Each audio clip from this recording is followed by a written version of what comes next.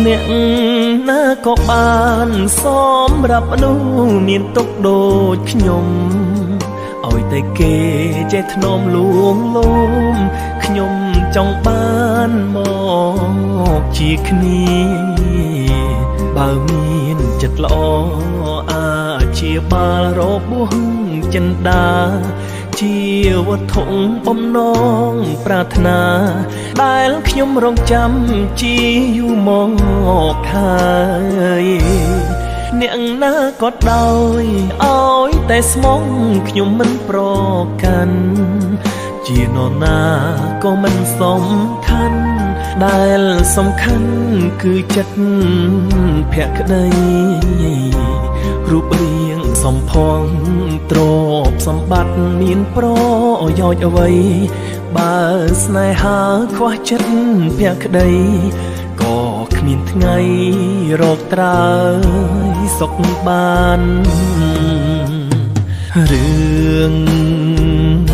ស្នេហ៍ដែលកន្លង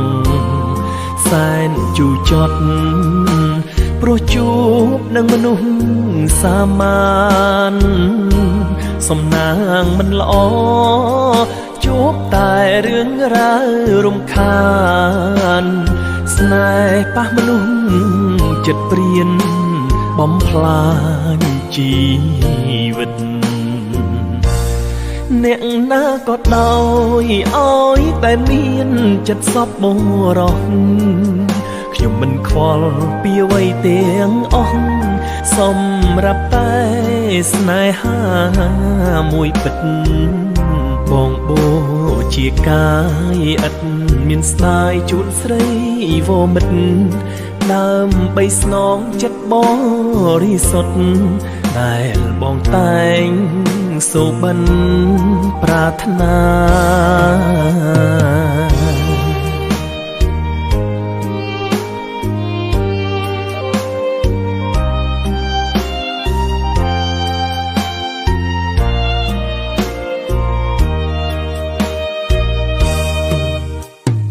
រឿងស្នេហ៍ដែលកន្លងសែនជូរចត់ព្រោះជួបនឹងមនុស្សសាមញ្ញសំណាងមិនល្អជួបតែរឿងរ៉ាវរំខាន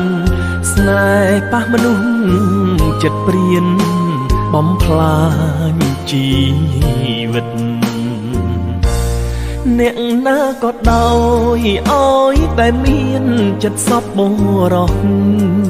ខ្ញុំមិនខ្វល់ពីអ្វីទាំងអស់សម្រាប់តែស្នេហាមួយពិតបងបូជាកាយឥតមានស្ដាយជួនស្រី